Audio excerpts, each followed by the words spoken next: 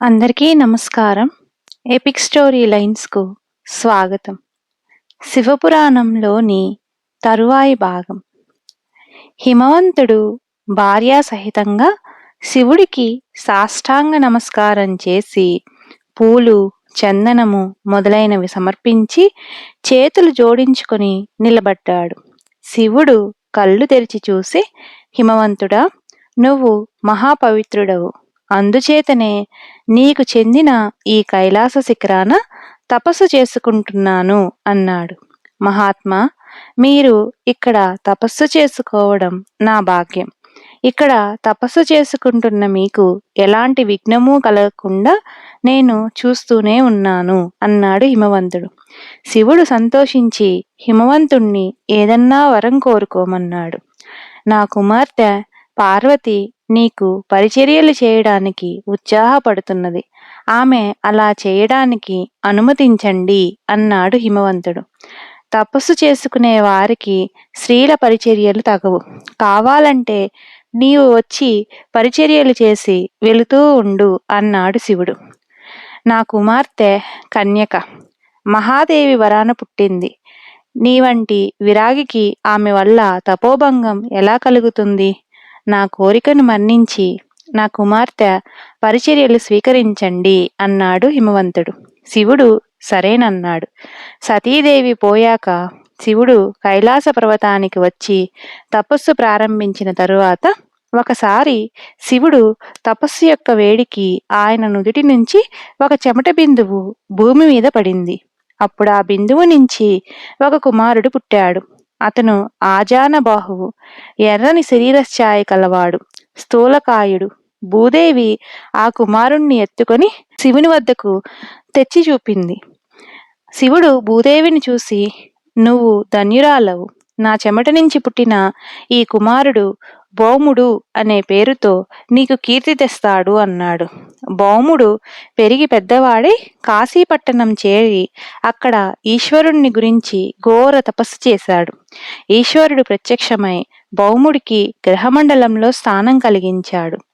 ఆ భౌముడికే కుజుడని, అంగారకుడని కూడా పేర్లు ఉన్నాయి. శివుడు తపస్సు చేసుకునే కాలంలోనే గంగ భూమికి అవతరించింది. భూలోకంలో నీరు లేదని ఋషులు, పితృదేవతలు మొరపెట్టుకోగా బ్రహ్మ తన కమండలంలో నుంచి ఒక నీటి బిందువును వదిలాడు. అది మహాప్రవాహమై భూమికేసి రాసాగింది. దానివల్ల ఈ భూలోకానికి కలిగే అపాయం గ్రహించి శివుడు ఆ ప్రవాహాన్ని తన జటాజూటంలో బంధించి ఒక బొట్టును మానస సరోవరంలోకి వదిలి తిరిగి తపస్సు ప్రారంభించాడు. ఈ సంగతి ఇలా ఉండగా దక్షుడి కుమార్తెలలో ఒకటి అయి కశ్యపుడి రెండవ భార్య అయిన దితి హిరణ్యకశిపుణ్ణి, హిరణ్యాక్షుణ్ణి కనటము, వాళ్ళు మహాబలవంతులు, క్రూరులు అయి లోకాలన్నింటినీ పీడించడము, విష్ణువు వరాహ, నారసింహ అవతారాలు ఎత్తి వారిని చంపడము జరిగింది. పుత్రశోకంతో కుమిలిపోయే దితి కశ్యపుడి అనుగ్రహంతో మళ్లీ గర్భం ధరించింది. తనకు మరొక ప్రబల విరోధి పుట్టబోతున్నాడని భయపడిన ఇంద్రుడు ఆమె గర్భంలోని పిండాన్ని తన వజ్రాయుధంతో ముక్కలు ముక్కలుగా నరికాడు. అయితే కశ్యపుడి అనుగ్రహం చేత పిండఖండాలు చావక దుతి కడుపున మరుత్తులుగా పుట్టి ఇంద్రుణ్ణి సేవించడానికి వెళ్ళిపోయారు. దితి నిరాశ చెంది తనకు పుత్రదానం చెయ్యమని కశ్యపుణ్ణి తిరిగి ప్రార్థించింది. బ్రహ్మను గురించి కొంతకాలం తపస్సు చేయమని కశ్యపుడు ఆమెకు సలహా ఇచ్చాడు. దితి అలాగే చేసి అనంతరం కశ్యపుడి అనుగ్రహంతో వజ్రకాయుడైన ఒక కొడుకును కన్నది. వాడి వజ్రకాయను చూసి తల్లిదండ్రులు వాడికి వజ్రాంగుడు అని పేరు పెట్టారు. వజ్రకాయుడు పుట్టినప్పుడు ఉల్కాపాతాలు, భూకంపాలు, తుఫానుగాలులు కలిగాయి. దేవతలు భయపడ్డారు. దితి వజ్రాంగుణ్ణి చాలా గారాబంగా పెంచి పెద్దవాడిని చేసింది. నాయన, దేవతలు నాకు ఎంతో శోకం కలిగించారు. వాళ్ళు నీ అన్నలైన హిరణ్యకశిపు హిరణ్యాక్షులను విష్ణువు చేత చంపించారు. మరుత్తులు నా గర్భంలో ఉండగా ఇంద్రుడు నా గర్భాన్ని నరికాడు. నువ్వు దేవతల మీద యుద్ధం చేసి నా పగ తీర్చి తండ్రి అన్నది. తల్లి అన్న మాటకు వజ్రాంగుడు రాక్షస సేనలను చేర్చి రణబేరి వేయించి దేవేంద్రుడి పట్టణాన్ని ముట్టడించి దేవతలను చావగొట్టి దేవేంద్రుణ్ణి బందీగా చేసుకుని స్వర్గాన్ని స్వాధీనం చేసుకున్నాడు. ఈ వార్త విని పరమానందభరితురాలు అయింది దితి. దేవతలు బ్రహ్మ వద్దకు వెళ్లి తమ అపజయాన్ని గురించి చెప్పుకున్నారు. బ్రహ్మ అంతా విని కశ్యపుడితో సహా వజ్రాంగుడి వద్దకు వెళ్లి అతడికి మంచి మాటలు చెప్పి ఇంద్రుణ్ణి విడిచిపుచ్చమని స్వర్గాన్ని దేవతలకు తిరిగి ఇవ్వమని హితబోధ చేశారు. నేను రాజ్యం కోసము ధనం కోసము దేవతలతో యుద్ధం చేయలేదు. ఈ దేవేంద్రుడు దుర్మార్గుడు. వీడు నా తల్లి మనసు క్షోభ పెట్టాడు. ఆమె గర్భాన్ని ఖండాలుగా కోశాడు. వీడు విడిచిపుచ్చదగినవాడు కాదు. అయినా మీరు చెప్పారు గనక విడిచిపుచ్చుతున్నాను.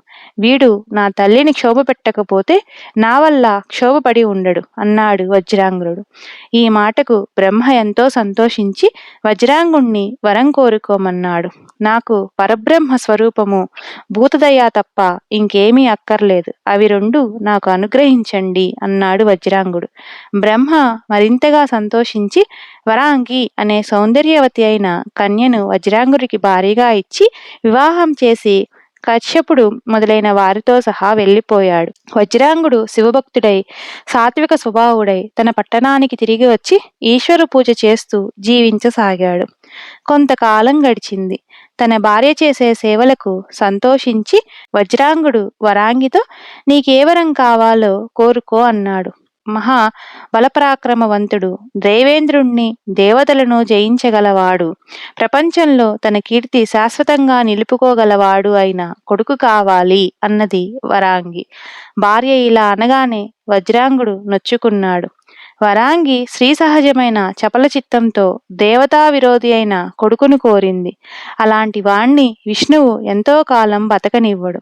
అయితే వజ్రాంగుడికి మాట తప్పడం ఇష్టం లేదు. అందుచేత అతని బ్రహ్మను గురించి చాలా కాలం ఘోర తపస్సు చేశాడు. బ్రహ్మ ప్రత్యక్షమై నీ తపస్సుకు మెచ్చాను. ఏ వరం కావాలో కోరుకో అని వజ్రాంగుడితో అన్నాడు. మహాత్మా, నా భార్య దేవతలను జయించగల కొడుకును కోరుతున్నది. ఆమెకు అలాంటి కొడుకును కలిగేలా వరమియ్యి అన్నాడు వజ్రాంగుడు. అతను కోరిన వరమిచ్చి బ్రహ్మ అంతర్ధానమయ్యాడు. వజ్రాంగుడు ఇంటికి తిరిగి వచ్చి భార్యతో ఆమె కోరిక తీరుతుందని చెప్పాడు. శివపురాణంలోని తరువాయి కథలను మరలా చెప్పుకుందాం.